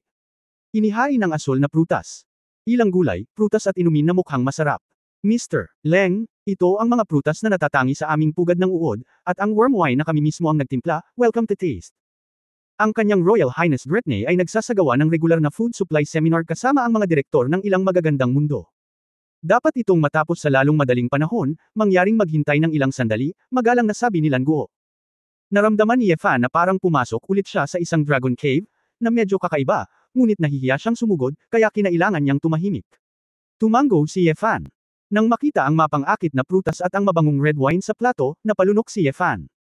Binalaan niya ang kanyang sarili na ang lahat ng ito ay gawa ng kasuklam-suklam na uod na iyon at hindi dapat kainin. Ito ay isang bug egg. Matapos umupo ng ganito sa loob ng 20 minuto, tiningnan ni Ye Fan ang mga painting sa dingding saglit, at sa wakas ay dumating ang isang grupo ng mga yabag sa labas. Bumukas ang pinto ng conference room, ang ika-6 na hari ng demonyo, ang sinaunang inang surot, si Gretny sa wakas ay pumasok. Kabanata 2787 Mahusay na ina. Talagang bastos na hayaan ang marangal na eskrimidor na antas ng emperador, si Mr. Leng Xingchen, na maghintay ng matagal. Sa kulot na kayumanggi na mahabang buhok at gintong bilog na rim na salamin, siya ay tumingin kaaya-aya at marangal, nakatingin sa isang puting babae na nasa edad 40 at 50. Matangkad at payat ang katawan, nakasuot siya ng court dress na kulay gray-blue. Nakasunod sa likuran ng ilang waitress na katulad ni Lan Guo. Natigilan sandali si Ye Fan, at kailangan niyang sabihin na ang unang impresyon na ibinigay sa kanya ni Gretny ay talagang walang kinalaman sa gluttony at motherbug. Kahit anong tingin mo dito, siya ay isang marangal na babae na may mahusay na paglilinang. Ang punto ay, kumpara sa kanilang demonyong hari, ang mga maid na ito ay pabilog at malajade, at ang kanilang mga palda ay hindi maitago ang kanilang mga laman. Itong babaeng ito, ikaw ba talaga si Gretna? Medyo naghinala si Ye Fan. Ma'am. Ngumiti si Gretny, matagal na akong hindi tinatawag ng ganyan, pero ayos lang. Oo, may tanong ba si Mr. Leng? Umiling si Ye Fan, umupo, at ibinigay ang kanyang mga kredensyal. Pagkatanggap nito, tiningnan ito ni Gretny, tumango at sinabing, pinadala ka ni Asmodeus para pag-usapan, at ito nga ang marka ni Asmodeus. Kumusta ang Asmodeus kamakailan? Narinig ko na sumasamba siya kay Buddha. Ang pag-awit ng mga banal na kasulatan, ang mga taon na ito ay hindi lamang. It should be pretty good, but I'm actually not familiar with it. Kayong dalawang demonyong hari, hindi ba kayo nag-aaway? Bakit parang kinakamusta mo ang isang matandang kaibigan? Tanong ni Ye Fan. Hehe, ang gyera ay para sa mga anak ko, para magkaroon ng sapat na pagkain, at para mabuhay sila. Ang digmaan sa pagitan ng mga hari ng demonyo ay hindi maiiwasan, ngunit mayroon din tayong sariling linya. Para sa halimbawa, hindi kami direktang lalahok dito ng personal. Sa digmaan, ang pamilya ng demonyo ay hindi masyadong mapipinsala sa maikling panahon. Minsan, ang digmaan ay upang payagan din ng mga demonyo na mapanatili ang kanilang pagiging epektibo sa labanan sa lahat ng oras at mapanatili ang katayuan ng ating mga demonyo sa kabuuan. Higit pa rito, ang iilan sa atin mismong mga Demon Kings ay walang personal na hinanakit. Milyon-milyong taon na ang nakalilipas, ang Celestial Clan at ang Supreme Heaven ay minsang nagkaisa at nagkaroon ng napakalapit na relasyon. Sa harap ng Protoss, ang 7 demonyong hari natin ay magkatabing lumaban, tumawa si Gretny. Naiintindihan ko ito. Ang panloob na pakikibaka ay isang bagay, ngunit kapag dumating ang mga dayuhang kaaway, dapat nating panatilihin ang pagkakaisa sa loob. Yun ang totoo. Tumango si Lightning. Sinundan ni Ye Fan ang paksang ito at nagplanong ipagpatuloy ang pag-uusap, ngunit nakita niya si Lan Guo na papasok na may dalang pilak na plato. Kamahalan, 7 araw ka nang hindi kumakain, kumain ka ng kaunti. Biglang ngumiti si Ye Fan. Matigas, sa plato na iyon, ito ay naging salad ng gulay. Para sa mga ordinaryong tao, ang halagang ito ay pampaganya. Ang hari ng gluttony ay hindi kumakain ng 7 araw, ngunit kinakain niya ito. Sobra. Tumingin si Gretny sa maliit na plato ng salad at umiling, kalimutan mo na, nandito pa si Mr. Leng, mamaya na lang ako kakain. Your Highness, kumain ka ng kaunti, pamayat ka na, malungkot na sabi ni Lan Guo. Mapait na ngumiti si Gretny at nag-aalangan na tumingin kay Ye Fan. Kumain ka, okay lang, hindi naman ako nagmamadali. Paanong mahihiya si Ye Fan na hindi siya kainin, ang Demon King na ito ay talagang sobrang payat. Anak, lagi akong nag-aalala na hindi sapat ang aking katawan. Magiliw na tiningnan ni Gretne ang mga Zerg sa paligid niya. Ms. Gretne, masyadong magaan ang iyong pagkain. Sa pagpunta ko rito, nakita ko na napakalakas ng iyong pag-aalaga ng hayop. Well-developed, hindi problema ang pagkain ng kaunting karne, hindi na kailangang mag-ipon ng sobra, pansamantalang sabi ni Yefan. Makakatipid ako ng kaunti, marami kaming anak sa Sixth Kingdom, at naging vegetarian ako sa loob ng maraming taon, at sanay na ako. Humigop ng kaunti si Leitney at kinain ang mga dahon ng gulay. Ngumiti si Yefan, lihim na naniniwala sa iyo. Mula sa kanyang karanasan, imposibleng maging vegetarian si Gretne, nakatawa-tawa. After a few bites, biglang tumayo si Gretne. Habang nagtataka si Yefan kung ano ang nangyayari, nakita niyang sumimangot si Gretna, pagkatapos ay inabot niya ang kanyang palda at naglabas ng parang gatas na puting bola, na tila mainit at basa. Ilang beses siyang hinaplos ni Gretne at sinabing, "Good boy. May dumating na maid para kunin ito." Ipadala ang batang ito sa breeding room. Tulad ng utos, kamahalan. Magalang na umatras ang dalaga. Natigilan si Yefan, nangangitlog ba ito habang kumakain? Ito ba ay gumagawa sa lahat ng oras at walang babala? Pasensya na, Mr. Leng, napatawa kita, nahihiyang ngumiti si Gretne. Ah, okay lang, Ms. Gretne, isa siyang dakilang ina, matapang na sabi ni Yefan. Habang tumatanda ka, ang dalas ng nangangitlog ay halatang bumababa sa nakalipas na 100,000 taon. Karamihan sa mga batang ipinanganak ay hindi kasing malusog noong sila ay bata pa. Kung hindi dahil dito, hindi sana bumagsak ang ating Zerg mula sa isa sa pinakamagagandang kaharian ng demonyo. Hanggang sa ika-6. Nanghihinayang sinabi ni Gretne, na inihayag ang isang ugnayan ng mga pagbabago at kawalan ng kakayahan. Bago dumating si Yefan, natutunan niya ang ilang kaalaman tungkol sa mga sinaunang babaeng insekto mula kay Sazam. Dahil alam niyang totoo ang sinabi ni Gretne, kailangan lang ng mga sinaunang babaeng insekto ang mga sustansya para makagawa ng lahat ng uri ng demonyong insekto. Ang mga estratehikong antas ng demonyong general ay ipinanganak din ni Gretna, at sila ay kabilang sa pinakamahusay sa mga bata. Ang pagkakaiba-iba ng Zerg ay tinutukoy ng mga sinaunang babaeng insekto. Ang ibang Zerg ay maaari lamang magparami ng kanilang sariling mga species, at ang rate ng tagumpay ay mas mababa kaysa sa mga direktang inapo ng ina na insekto. Mr. Leng, nandito ka ba ngayon para hikayatin akong itigil ang digmaan? Tanong ni Gretne. Oo. May dahilan ba para kumbonsihin ako? Sa totoo lang, dapat ay malinaw na malinaw sa iyong puso na ang iyong mga labi ay patay at ang iyong mga ngipin ay malamig. Kapag ang ikapitong kaharian ay nawasak, ito ay lalong hindi pabor sa iyong Zerg. Sa panahong iyon, ang Celestial Race, ang ikalimang kaharian, at maging ang iba pang mga kaharian, ay haharapin namin kayo habang kami ay nakikitungo sa ikapitong kaharian ngayon. But we have no choice. Even if I agree to a truce, hindi papayag si Gerd, and the Celestials will also take action. Dapat nating samantalahin ang kaguluhan upang makipagkumpetensya para sa mga mapagkukunan, upang magkaroon tayo ng digmaan sa hinaharap. Ano? Higit pa, ang Abyss Witch ng ikapitong kaharian ay nawala at natagpuan muli. Kapag naging matanda na si Prinsesa Gloria, wawalisin niya ang mundo ng demonyo. Sa oras na iyon, ang ating ika-6 na kaharian ang unang mawawasak, sabi ni Gretne. Tama, ngunit naisip mo na ba? Kahit nasirain mo ang ikapitong kaharian, hindi ito mangyayari sa isang gabi. Sigurado ka bang papatayin mo ang prinsesa bago siya sumapit sa pagtanda? Sa pagkakaalam ko, ang natatagong kakayahan ng Abyss Witch, pati yung Demon King ay mahirap basagin. Kung ang Abyss Witch ay hindi napatay pagkatapos na masira ang ikapitong kaharian, kung gayon ay makakaakit ka lamang ng mas malakas na paghihiganti, matigas na sabi ni Yefan. Bagaman mahirap hanapin at patayin ang mga mangkukulam sa kailaliman, ngunit, ang mga mangkukulam na nasa hustong gulang ay bihira. Ang huling reyna na may sapat na gulang na may 1,000 mukha ay ilang panahon na ang nakalipas. Noong panahong iyon, kahit ako ay bata pa lamang. Humihina na ang pamilya ng demonyo sa kailaliman simula nang biglang nawala ang reyna. Mayroon kaming dahilan upang maniwala na hanggat ang Seventh Kingdom ay umabot sa limitasyon nito, hindi magiging problema ang pagpatay sa mangkukulam. Bakas sa mga mata niya ang panlalamig ni Gretne. Kabanata 2788 nasa lahat ng dako. Nagkibit balikat si Yefan, so ano? Kahit napatayin mo talaga ang Abyss Witch at sirain ang Seventh Kingdom, makakabuti ba ito para sa iyo? Si Satanas, Jeros, at ang lalaking iyon mula sa Celestial Clan ang pinakamasaya, tama. Pahiram sa Zerg. Sa mga kamay ng Demon Dragon Clan, puputulan nila ang kanilang mga puso. Ang iyong ika-6 na kaharian, wala kang inisyatiba, sumabay ka lang sa agos, at sa tahasan, naghihintay kang mamatay, nakangiting sabi ni Yefan. Mukhang nag-isip si Gretne, at pagkatapos kainin ang huling bean, tinanong niya, ano ang plano ni Mr. Leng? Una sa lahat, gusto kong itanong kay Ms. Gretne, ano sa palagay mo ang bubuo ng kasalukuyang sitwasyon? Ano ang pinakamagandang resulta na makukuha mo mula sa ika-6 na kaharian? Nakangiting tanong ni Yefan. Natahimik si Gretne. Sasabihin ko sa iyo, imposibleng ikaw ang maging emperador ng Diablo na pinag-iisa ang 7 kaharian. Sinabi mo rin na ang maunlad na panahon ng Zerg ay lumipas na, at ikaw ay nasa ika-6 na ranggo, at ang Devil Emperor ay hindi maaaring maging iyong turn. Kaya, ikaw ang pinakamahusay na resulta na maaaring makuha ay walang iba kundi ang pagtagal sa mundo ng demonyo. Ipagpatuloy ang pambansang kapalaran ng ika-6 na kaharian hanggat maaari, at inaapi ng iba pang mga demonyong hari at Diyos. Mr. Leng, sobra ka. Galit na saway ni Lan Guo sa tabi niya. Itinaas ni Gretne ang kanyang kamay at walang ekspresyon na pinigilan ang ilang excited na maids. Mr. Leng, please continue. Tumango si Ye Fan at sinabing, sa totoo lang, may daan pa sa harap ng Zerg, na mas potensyal kaysa sa paghihintay na mamatay ng ganito. Oh, all ears, nakangiting sabi ni Gretne. Makipagtulungan sa Seventh Kingdom, makipag-ugnayan kay Gerd at sa mga Celestial, at tulungan ng Abyss Witch na maging emperador. Bakas sa mga mata ni Gretne ang kinang, at ilang maids din ang nagpakita ng pagtataka. Sa totoo lang, ito ay isang napakasimpleng katotohanan.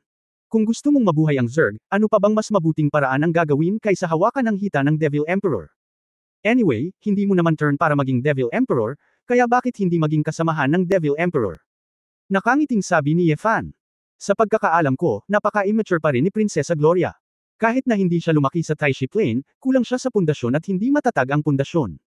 Malayo ang lakas niya sa nanay niya noon. Sa oras na siya ay maging isang emperador, magkakaroon ng masyadong maraming mga variable. Isang mahabang panahon, malayo sa hinaharap, maaaring libu-libong taon, marahil 10,000 taon, o kahit daan-daang libong taon. Walang takdang oras para sa adulthood ng Abyss Witch, at depende ito sa sariling talento ng bruha. Ang pinakamahalagang punto ay hindi natin matiyak kung tutuperin ng demonyong kalaliman ang pangako nito. Kapag nasa hustong gulang na ang bruha, kung atakihin natin ang Zerg natin, mawawalan tayo ng kapangyarihan. Bagaman ang maharlikang pamilya ay may sariling pagmamataas at hindi madaling masira ang kanilang mga pangako, ang mga taong mas mababa sa kanila ay maaaring hindi. Umiling si Gretne. Alam kong magkakaroon ka ng mga alalahanin na ito, kaya ako mismo ang pupunta dito at sasabihin ito sa iyo ng personal. Tumayo si Ye Fan. At biglang, ang kanyang mga mata ay naging matalas at malalim, tulad ng isang unsheathed magic sandata. Ang itim at gintong apoy ay nag-alab sa mga mata ni Ye Fan, at ang layunin ng espada sa antas ng emperador ay biglang sumabog. Ang espada ang lumabas sa bahaghari. Isang parang yelo na espada ang patuloy na nahulog sa kamay ni Ye Fan. Bahagyang sumimangot si Ye Fan, ngunit hindi nagtagal ay bumalik sa normal. Isang grupo ng mga katulong sa likod ni Gretne ang nagpakita ng takot. Mr. Leng, anong ibig mong sabihin? Kalmado ang ekspresyon ng mukha ni Gretne. Inihagis ni Ye Fan ang lumilipad na espada sa himpapawid, nagninangas na apoy na nakabitin sa hangin. Ang ika-7 kaharian sa nakaraan, kung nais mong magtiwala dito, ay natural na hindi nakakumbinsi. Pero, paano kung i-add mo ako? Inilipat ni Ye Fan ang lumilipad na espada kay Gretne. Maaari kong gamitin ang pangalan ng Emperor level na Escrimador para mangako sa iyo laban sa aking espada.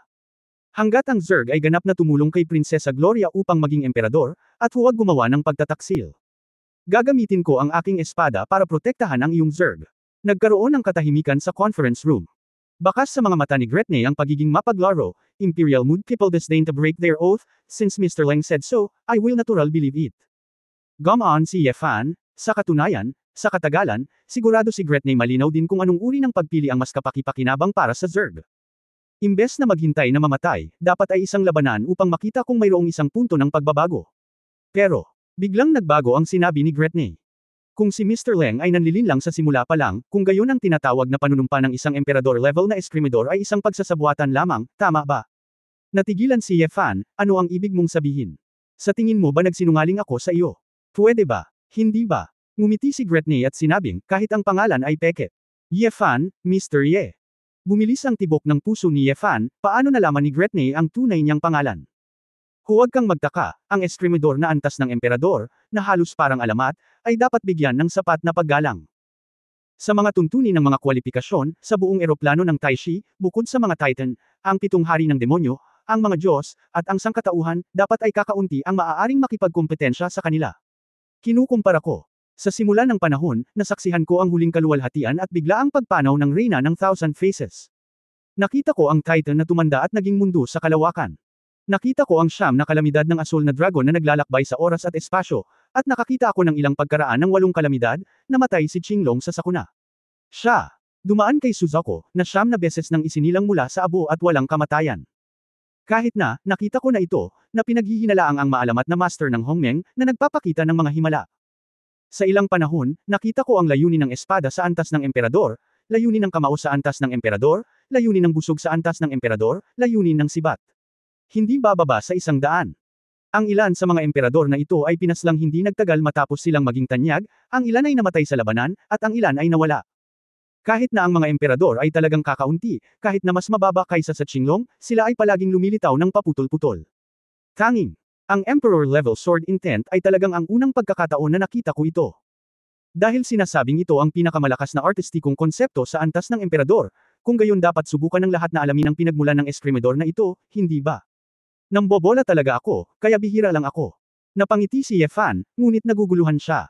Sa eroplano ng Taishi, ang kahulugan ng panahon ay hindi malinaw tungkol sa haba ng panahon. Sa pangkalahatan, isang malakihang pagkalipol ng mga nilalang sa eroplano, o ang paghuhugas ng buong mundo ng pinuno. Ang isang card ay itinuturing na isang panahon. Kadalasan ang isang panahon ay milyon-milyon, kahit 10-10 milyong taon, o kahit daan-daang milyong taon. Ang Gretne na ito, na nakaligtas sa ilang panahon, ay nagsabi na hindi pa siya nakakita ng layunin ng espada sa antas ng emperador. Hindi kaya si Ji Xuanyuan na talagang hindi ka pumunta sa Taishi? O may nasabi kang hindi inaasahan at itinago mo? Talagang espesyal ka, hindi lamang ang layunin ng espada sa antas ng emperador, kundi pati na rin ang iyong pinagmulan. Habang nagsasalita si Gretne, naglabas siya ng isa pa. Iabot ang itlog sa kasambahay sa likod mo. Mayroon kang maalamat na karanasan sa mundong iyon na tinatawag na Hong Huang, at mayroon ka ring mga magulang na nagngangalang Ye Wangto at Ji Soxen, at mga nakababatang kapatid na nagngangalang Ye Hang at Ye Wanqing. Gayunpaman, ikaw ay nasa isang maliit na mundo na tinatawag na Earth, mayroon kang isang kasaysayan, at mayroong isang ina na nagngangalang Ye Wuyo. Hindi ko pa alam kung alin ang totoong ikaw. Gayon din, ang lugar kung saan dinala ka ng Blue Dragon Powerhouse na nagligtas sa iyo mula sa Dragon Cave ay ang bangkay ng isang Titan. Ngunit ang mga Titan, dahil sa kakapusan ng mga angkan, lahat ay nagkakilala. Dapat alam nila na may clan na bangkay, pero kinukonsinti kanilang gamitin ang bangkay na iyon. Makatuwiran na ang isang asol na dragon, kahit na ito ay isang asol na dragon ng 8 kalamidad, ay hindi magkakaroon ng ganoong kalaking mukha. Kakaibang ngumiti si Gretne, Ye Fan, ang halaga mo ay tila higit pa sa isang emperador-level swordsman. Naging pangit ang mukha ni Ye Fan sa bawat salitang sinabi ni Gretne. Paano kaya ang daming alam nitong matandang inang uod? Sa isang lugar sa isang malayong paraiso. Pop. Sa loob ng kahoy na bahay, ang mga babae pagkatapos kumain, may narinig akong boses. Lolo Wuzhen, anong ginagawa mo? Nilinga ni Shilanyo ang kanyang ulo at nalaman na si Ye Wuya ay may hawak na sagwan ng kawayan at hinampas ang dingding. Okay lang, may langaw, naaapektuhan ang mood ng pagkain, pinatay na, pwede ka nang kumain, nakangiting sabi ni Ye Wuya. May mga langaw sa mundong ito. Curious na sabi ni Ayer. At saka, malamig, ungol ni Ling Yue. Ang mga langaw sa eroplano ng Taishi ay hindi natatakot sa lamig, at nasa lahat sila. Nakangiting sabi ni Ye Wuya, kinuha ang sopas na kakaluto lang, at humigop. Siya. Tumingin sa labas ng bintana, kulay abo, tila uulan na ng nyebe. Kabanata 2789 na walang pangalan. Sa loob ng Insect Cave Palace, kakaiba at tense ang atmosphere sa conference room. Sinubukan ni Ye Fan ang kanyang makakaya na panatilihing kalmado ang kanyang sarili, at ang iba't ibang posibilidad ay mabilis na pumasok sa kanyang isipan. May nagpakitang traidor sa tabi niya. Imposible, walang sino man ang dapat na lubos na makakaunawa sa kinaroroonan at pinagmulan ng kanyang sarili at ng mga babae maliban sa kanilang sarili. Siyempre walang sino man sa kanilang sariling pamilya ang bumaling kay Gretne. Sinabi ng amo at katulong ni Ye Wuya. Hindi, kung gagawin nila, bakit magtataka si Gretne tungkol sa bangkay ng Titan? Pagkatapos, si Gretne na mismo ang nag-imbestiga nito. Paanong ang daming alam nito? Mayroon ba itong malawak na intelligence network?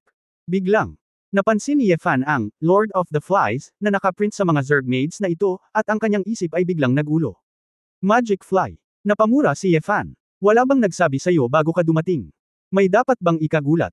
Nakangiting sabi ni Gretne, in terms of combat power, bagamat ang ating ika-6 na kaharian ay hindi kasing ganda ng unang 5 bansa.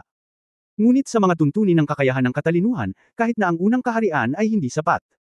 Ito ay mas mababa sa aming Zerg. So, curious talaga ako kung anong mga karakter ang nakatago sa likod mo. Speaking of which, biglang nanliit si Gretne at nagbago ang mukha. Ang pares ng mga mata nito ay agad na naging tambalang mata, at pagkatapos ay nakabawi ng napakabilis. Bakas sa kanyang mga mata ang pagtataka. Paanong? Siya nga. Kumunot ang noo ni Ye Fan, ano ang sinasabi mo? Malungkot ang mukha ni Gretne at medyo naliligaw. Kaagad na sumunod, biglang lumitaw ang isang espiritual na hadlang, na hamarang sa lahat ng mga katulong sa tabi niya. Inakala ni Ye Fan na bigla siyang kikilos, ngunit nalaman niyang para lang pigilan ang pag-uusap na lumabas. Ano ang kailangan ni Gretne na maging maingat? Sword God. Hindi katakataka na mauunawaan mo ang layunin ng sword sa antas ng emperador, at may mga eksperto na magpoprotekta sa iyo. So, kasama mo siya, bakit? Alagad ka rin niya. Tanong ni Gretne na may komplikadong mga mata. Gretne, anong pinagsasabi mo? Anong nakita mo? Tanong ni Yefan. Ngayon lang, isang kawawang kaapo-apuhan ko ang binugbog hanggang mamatay ng isang tao sa malayong bangkay ng Titan. Buti na lang, bago mamatay, sinabi niya sa akin kung ano ang makikita nito, sneered ni Gretne.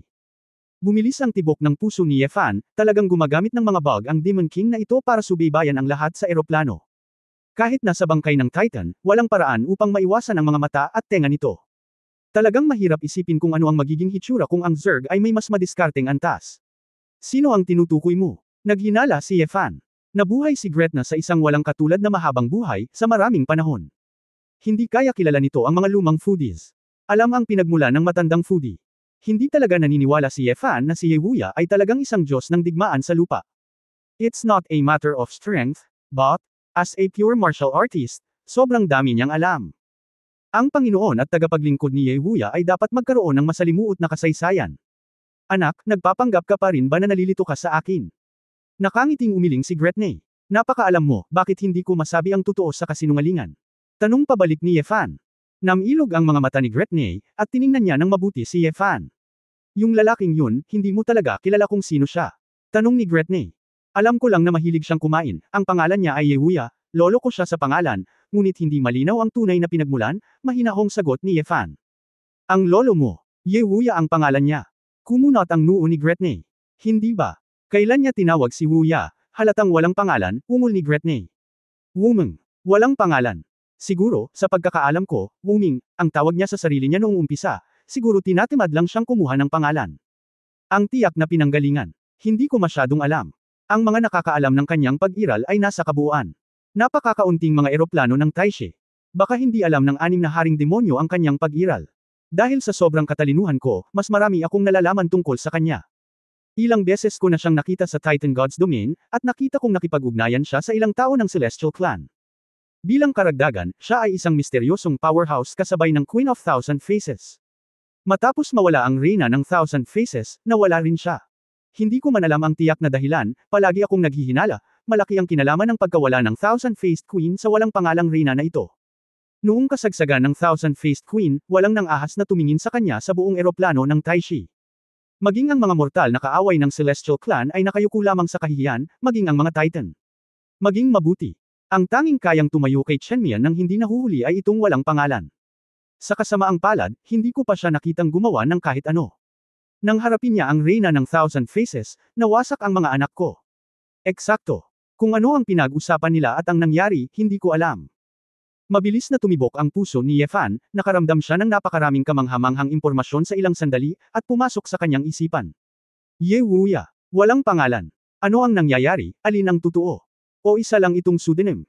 Siyempre, hindi naman mahalaga kung ano ang pangalan niya. Ang mahalaga ay, talagang iniisip ni Gretne na ang mga lumang foodies ay maaaring makipagkompetensya sa Diablo. Mula noon, ang huling walang pangalan na hitsura ay 200,000 taon na ang nakalilipas. Namilog ang mga mata ni Gretne, at medyo naalala niya, ang hitsurang iyon ay nasa Silver Kingdom ng Celestial Clan. Hindi ko muna pinansin. Nang malaman ko mamaya, mahigit 30 taon na siya sa Wangcheng. Sa panahong iyon, sinundo niya ang isang inabandunang bata sa kalye at dinala ito. Hindi nagtagal ay nawala na naman siya. Yung 200,000 na hindi ko narinig sa kanya 4 years. Kahariang pilak. Ilang kakaibang kaisipan ang pumasok sa isip ni Yefan. Hindi ito nagkataon. Iniisip mo ba, sino ang ulilang pinalaki ng walang pangalan? Nakangiting tanong ni Gretne. Natahimik si Yefan at walang sinabi. Tama ang hula mo, ang batang iyon ay isa sa 3 korona ng Celestial Clan ngayon, ang may-ari ng layunin ng sibat sa antas ng emperador, ang Spear Emperor na si Tai Kang. Wumeng, ang kanyang adoptive father at master. Ikaw, Yefan, baka kailangan mong tawagan si Tai Kang bilang senior. Isang mapaglarong ngiti ang ipinakita ni Gretne. Yewo, ang matandang foodie na iyon ay hindi ko Panginoon. Sinabi ni Yefan sa malalim na boses, ang kanyang puso ay nabaligtad na sa oras na ito. Hindi katakataka na ang Spear Emperor Tai Kang na ito ay mahigpit na humihiling ng digmaan. Hindi nagatubiling magdulot ng tensyon sa loob ng Celestial Race, ngunit binyantaan din ng Diyos Emperor Kailan na sirain ang kasunduan. Lumalabas na. Si Tai Kang ay may napakalalim na relasyon sa matandang foodie. Walang pangalan. Sino siya? Sa anong layunin niya nilinang ang Tai Kang? Hindi kaya kayo ni Taikang ay mga pawn lang na inilatag niya. Ikinuyong ni Yefan ang kanyang mga kamay dahil sa pakiramdam na ito ay hindi siya komportable. Gretne. Halatang may nalalaman. Sinabi ko lang na ang Emperor of Gons Taikang ay walang intensyon na makipagkumpetensya para sa hegemonya, ngunit hinahabol lamang ang tuktok ng landas ng baril. Ang kanyang pinakanababagabag na Prinsesa Patricia. Nagbalik na pala ang pinakamahalagang ama at tagapagturo ni Taikang. Kaya parang, si Wumeng ay dapat na gumagawa ng ilang mga trick sa likod ng mga eksena. Ang mahiwagang powerhouse na ito, kung talagang gusto niya ang pagkawasak ng Seventh Kingdom ay dapat na madaling gawin. Dapat ay may malalim siyang kahulugan sa paggawa nito. Tumingin si Gretne kay Yefan nang may pag-iisip. Kabanata 2770 Little Witch. Natural na alam ni Yefan kung ano ang ibig sabihin nito. Dahil ganito ang kaso, hindi ba dapat umalis si Ms. Gretne sa labanan kanina? Hindi ka ba natatakot na masunog sa pamamagitan ng pagsali sa gayong gusot? Tanong ni Yefan. Gretne pursed her lips and smiled. Kahit na nasa likod talaga ng eksena si Wumeng, hindi ibig sabihin na protektahan ang ikapitong kaharian at ang bruhang kalaliman. Kami at ang ikalimang kaharian ay nakikipagkumpetensya para sa mga mapagkukunan ng ikapitong kaharian, at nakikipaglaban kami sa emperador ng baril na si Taikang. Ang plano ay hindi kasalungat. Gayunpaman, ang ikapitong kaharian ay matatapos sa lalong madaling panahon, sa halip na ibigay ang mga teritoryong iyon sa mga Diyos, mas mabuti na tayong mga demonyo ay panatilihin ang mga ito. Kahit na nanalo ka ng ilang teritoryo ngayon, maaaring kailanganin mong harapin ang mga ito sa hinaharap. Ang pakikipagtulungan ni Prinsesa Lolia. Hindi ka natatakot, ang kasalukuyang kasakiman ay magdadala sa iyo ng ganap na pagkawasak. Malamig na tanong ni Yefan. Walang magawang umiling si Gretne, Sword God, parang hindi mo naiintindihan. Kumpara sa pag-provoke sa isang wala pa sa gulang at isang maliit na mangkukulam na malayo sa paglaki. Mas lalo akong nag-aatubili na pukawin si Taikang. Ayoko kasing i-provoke si Wumeng dahil nasa maling team ako ng maaga. Bagamat mahalaga ang iyong pangako, naniniwala rin ako, ngunit. Kung makakabalik ka ng buhay mula sa baril ni Taikang ay tanong pa rin. Dangtang Demon King, natatakot ka ba dito at doon, hindi ka ba nahihiya? Ngumiti si Yefan. Kasi minsan naaagrabyado ako, demonyong hari lang ako, at hindi ako pwedeng maging demonyong emperador. Hindi mo rin ba sinasabi na wala akong pag-asa na maging isang demonyong emperador? Sa kasong ito, natural na kailangan kong iyuko ang aking ulo sa malakas. Pagkatapos ng lahat, mula sa kasalukuyang punto ng view, mukhang gusto ni Wumeng na panoorin ka at si Taikang ang magpapasya sa kalalabasan. Kaya naman naglagay kami ng ganitong laro ng chess. Kaming Zerg ay naglalakad sa manipis na yelo, ngunit hindi namin nais na mapabilang sa maling koponan bago pa malinaw ang sitwasyon at pukawin si Wumeng. Hindi sigurado si Gretne, kung aling panig ang mas mahalaga at kung aling panig ang mananalo sa huli. Kung makikinig ito sa mga salita ni Yefan ngayon at tatayo sa ikapitong kaharian, kung gayon kapag natalo si Yefan, natural itong madawit. Kung nais nitong itigil ang digmaan ngayon, katumbas ito ng pagbibigay ng resulta ng digmaan ng walang kabuluhan, imposibleng maglaro.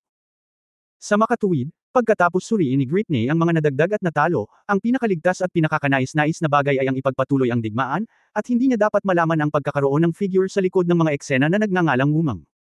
Ang mental barrier ay tinanggal, at ang isang grupo ng mga Zerg maid ay mukhang naguguluhan, hindi alam kung ano ang sinabi ng Demon King at Yefan ngayon. Ang iyong kamahalan na Sword God, kung ano ang iyong sasabihin ay nasabi na, mangyaring umalis. Makakaasa ka, dahil ang taong papatay sa iyo, sa Celestial Clan, wala akong gagawin sa iyo. Inaasahan ko ito, gagawin ng Emperor level na sword, sa huli mapapatunayan mo ba na ito ang pinakamalakas na mood ng Imperial? I wish you good luck. Iminuwestro ni Gretne si Lan Guo sa tabi niya. Kinuha ni Lan Guo ang dalawang kasambahay at agad na umakyat, iniunat ang kanyang kamay, at sinabi, Mr. Leng, ihahatid na kita sa labas. Bahagyang sumimangot si Yefan, nag-alinlangan, at walang sinabi, tumalikod at umalis. Sandali lang. Biglang huminto si Gretne, at tumingin sa dalawang Zerg maid sa likod ni Lan Guo. Okay lang na ipadala ang asul na prutas, hindi mo kailangang ipadala ito. Hindi nasisiyahang sinabi ni Yefan, Ms. Gretne, kung hindi mo ako pinadalhan ng personal, maramo ka bang magpadala ng ilang kasambahay? Ang iyong kamahalan na Sword God ay seryoso, dahil sinabi mo iyon, pagkatapos ay paalisan kita ng personal. Pagkasabi nun, tumayo si Gretne at naglakad patungo sa gate ng palasyo kasama ang isang grupo ng mga maid. Nang makarating sila sa gate, hiniling ni Gretne kay Rango na tumawag ng lumilipad na insekto. Iyong kamahalan na Sword God, ipapadala ka ni Lan Guo sa teleportation array, maglakad ng dahan-dahan. Madilim ang mukha ni Yefan at damapo ang mga insekto, at sumunod si Lan Guo. Nang makitang uupo na ang isang maid, lumingon si Lan Guo at umirap. Anong problema? Umakyat ka ba? Mukhang nahihiya ang dalaga, ay. Napaka-cute nitong babaeng Zerg na ito. Kung gusto mo akong ipadala, hayaan mo siyang sumama. Tumawa si Yefan. Dahil sinabi iyon ni Mr. Leng, kung gayon. Sasang-ayon na sana si Lang Guo, ngunit muling naputol ni Gretna. Tumahimik ka. Humakbang si Gretna at nakangiting tumingin sa Zerg maid. Anak, ano ang pangalan mo? Nagkatinginan ng isang grupo ng mga maid, hindi alam kung ano ang ibig sabihin ng Demon King. His Royal Highness, ang pangalan niya ay. Shut up! Ako ang nagtanong sa kanya, hindi ikaw. Pinigilan ni Gretna si Lan Guo na magsasalita na sana. Sumimangot si Ye Fan, unti-unting pinipigilan ang kanyang hininga at nag-concentrate. Ibinaba ng maliit na dalaga ang kanyang ulo, ang kanyang mga mata ay umiiwas ng hindi sigurado. Your Excellency Sword God. Alam mo, bakit ngayon ko lang nasabi na kahit mahirap hanapin ang Abyss Witch, maaaring hindi mahirap pumatay. Nagpatuloy si Gretna nang hindi hinintay na sumagot si Ye Fan, oo, kayang itago ng Abyss Witch ang sarili. Lahat ng aura, pamimilit. Maaari itong patuloy na nagbabago at nakatago sa lahat ng nabubuhay na nilalang. Masasabing ito ang pinakamahirap na uri ng demonyong patayin. Ngunit, ang pinakamalakas na kakayahan sa pagtatago ng Abyss Witch, ang Magic Shadow, ay talagang kumukonsumo ng maraming oras. Sa sandaling panahon pagkatapos ng paglaki, ang Abyss Bruja ay dapat makalabas sa estado ng anino. Ang pagkawala ng halos walang talo na estado ng anino, hindi mahirap patayin ng mangkukulam noong siya ay bata pa. Kadalasan sa oras na ito, itatago ng Bruja ang sarili sa pamamagitan ng pagbabago ng kanyang mukha. At kung magiging iba ka, hindi may iwasang magkaroon ng mga kapintasan, kahit na ang hitsura at boses ay eksaktong pareho. Ngunit, may ilang bagay, alaala, ugali. Kung walang mahigpit na pagsasanay at karanasan, hindi pa rin nila maitatago. Napatingin si Gretna sa Little Maid na may ngiti sa mga mata. Maligayang pagdating sa pugad ng uod, Prinsesa Gloria. Alam ni Sally Ye, na naging, maliit na dalaga, na hindi niya ito maitatago, at biglang itinaas ang kanyang ulo, nagbago ang kanyang mga mata. Si Desen ay malamig at mapagpasyahan. Napagtatanto na ang sitwasyon ay hindi maganda, ang kanyang unang pagsasaalang-alang ay hindi ang pag-atres, ngunit ang pag-atake. Nakita ko na ang isang braso niya ay direktang naging mga itim na particle. Abyss Demon Blade. Ang braso ni Sally Ye ay naging isang butil ng demonyo, at ang butil ay biglang naging isang mahabang itim na kutsilyo na may tunay na sangkap, na nagpapakita ng matalim na gilid nito at nag-aapoy ng itim na apoy. Inihagis ni Sally Ye ang kutsilyo at diretsyong nilaslas kay Gretna. Ulo. Naputol ang ulo ni Gretna sa isang iglap, at pagkatapos ay sumabog sa itim na apoy na may putok. Tagumpay. Nagliwanag ang mga mata ni Sally Ye sa gulat. Sa katunayan, maayos ang kanyang pagdating, kaya gusto niyang subukan ito ng matagal at makita kung kaya niyang patayin si Gretna. Pagkatapos ng lahat, ang mga particle ng demonyo ng Abyss Witch ay kilala bilang ang pinakamakapangyarihang demonyo. Lee. Napaisip si Sally, baka kahit hindi pa siya matanda, hanggat may pagkakataon, kaya niyang patayin ang Demon King sa pamamagitan ng assassination. Gayunpaman, ang grupo ng mga kasambahay ni Zerg sa tabi niya ay hindi masyadong nataranta, ngunit tahimik lamang na umatras. Si Sally Ye ay nalilito at hindi alam kung ano ang nangyayari. Mag-ingat ka. Nang makitang nasa krisis ang babae, ngunit hindi niya alam, sumigaw si Ye Fan, pinagalitan ang ina ng ilang sandali. Damn it! Hindi pa rin nagtago. Sa katunayan, noong nasa conference room siya, noong ginamit niya ang sword intent, napansin niyang nagtatago si Sally Ye sa mga maids. Palagi kong gustong magtago mula sa langit at tumawid sa dagat, ngunit hindi ako naglakas loob na ibunyag ito, ngunit sa huli. Ito ay napakalaki pa rin. Pagkatapos ng lahat, ang Demon King ay ang Demon King, at ang kabilang partido ay nagpapanggap na nalilito sa lahat ng oras. Pagtatapos ng kabanatang ito. For more updates, click on the notification bell.